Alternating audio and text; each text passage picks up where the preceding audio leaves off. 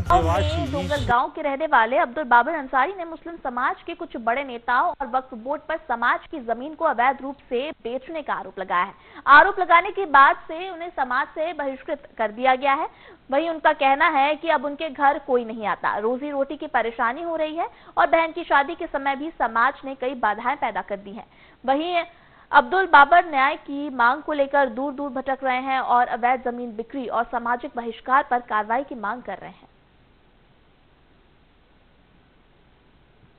गांव में जैसे कि अवैध ढंग से शासकीय जमीनों को क्रय विक्रय हमारे समाज के द्वारा किया जा रहा है, जिसकी जानकारी मैंने कलेक्टर महोदय को भी दिया था, थाने में भी दिया हूँ, वक्फ बोर्ड में भी दिया और बहुत से जगह में ये दिया हूँ मैं, लेकिन अभी तक कोई कार्रवाई नहीं हुआ।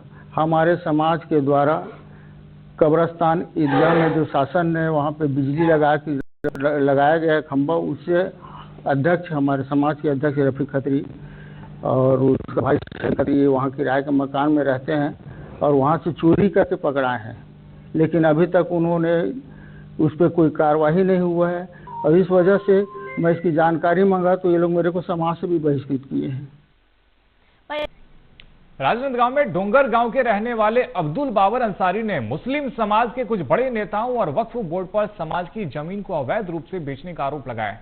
आरोप लगाने के बाद से उन्हें समाज से बहिष्कृत कर दिया गया है। वहीं उनका कहना है कि अब उनके घर कोई नहीं आता, रोजी रोटी की परेशानी हो रही है और बहन की शादी के समय भी समाज ने कई बाधाएं पैदा की थी।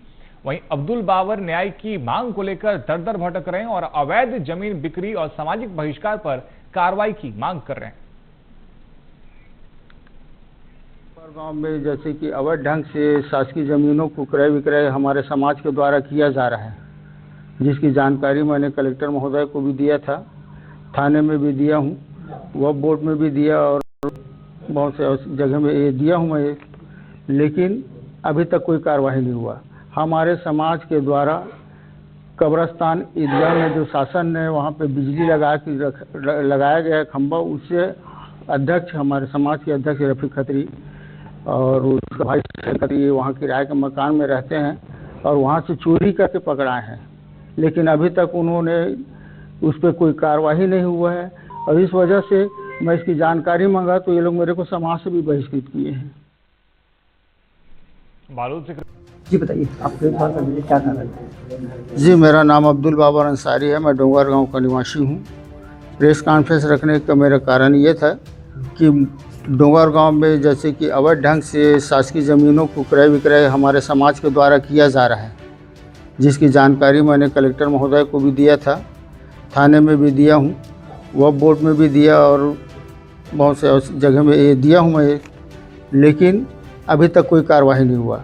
हमारे समाज के द्वारा कब्रस्तान ईदगाह में जो शासन ने वहाँ पे बिजली लगाया गया है खंभा, उससे अध्यक्ष हमारे समाज के अध्यक्ष रफ़ीक खत्री और उसका भाई खत्री वहाँ किराए के मकान में रहते हैं और वहाँ से चोरी करके पकड़ाए हैं।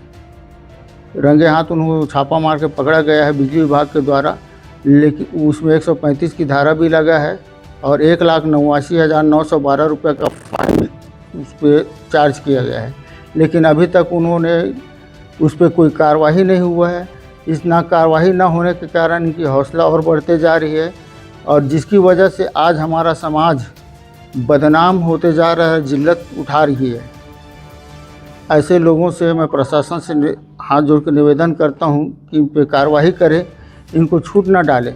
अगर छूट डालने से करते हैं तो इनकी हौसला और बढ़ते जा रहा है और ये और गलत पे गलत करते जा रहे हैं और इस वजह से मैं इसकी जानकारी मांगा तो ये लोग मेरे को समाज से भी बहिष्कृत किए हैं। क्या चीज़ का जानकारी मांगी आप? कि वक्फ की ज़मीन कहाँ क्यों कौन दिया है, कितना है, इसकी जानकारी मैंने मांगा था। तो इसकी वजह से ये लोग बोले कि तू होता कौन है पूछने वाला, तेरी औकात क्या है, तेरे बाप भी वही था, तेरे ख़ानदान वही है, ऐसा लंद फंद बोल के उल्टा सीधा बोल के मेरे को समाज से बाहर कर दिया गया। आज 2 साल से मैं समाज से भटक रहा हूँ। मेरी बहन की शादी होने वाली थी तो उसके लिए मेरे को ना वहाँ से निकाह पढ़ाने के लिए हाफिज़ को भेजा और ना ही मुझे सामाजिक बर्तन दिया गया। मैं बहुत ज़्यादा परेशानियों का सामना करते हुए फिर मानपुर से मैंने हाफिज़ साहब को बुलाया, वो निकाह पढ़ाए, बगल करेठी के गांव से, वहाँ से मैं बर्तन लाया सामाजिक, तब मैंने खाना बनाया। इसकी शिकायत वक्फ बोर्ड में की है? जी, मैंने इसकी शिकायत भी वक्फ बोर्ड में की है, कई बार जा चुका हूँ, लेकिन अभी तक वहाँ से मेरे को न्याय की कहीं उम्मीद नहीं नज़र आ रही है। कलेक्टर साहब के पास गए थे? जी, मैंने कलेक्टर साहब के पास गया था। कलेक्टर साहब के पास मैंने आवेदन भी दिया है, 2-3 बार दे चुका हूँ, और लेकिन अभी तक कोई कार्रवाई नहीं हुआ है। अगर कार्रवाई नहीं होती तो आगे क्या कदम होगा? कार्रवाई नहीं होगी तो क्या करूँगा बताओ। मैं गरीब आदमी, मजदूर आदमी हूँ, क्या करूँगा, बेबस हूँ, भटक रहा हूँ। रोजी रोटी में भी मेरे पाबंदी लगा दिए हैं।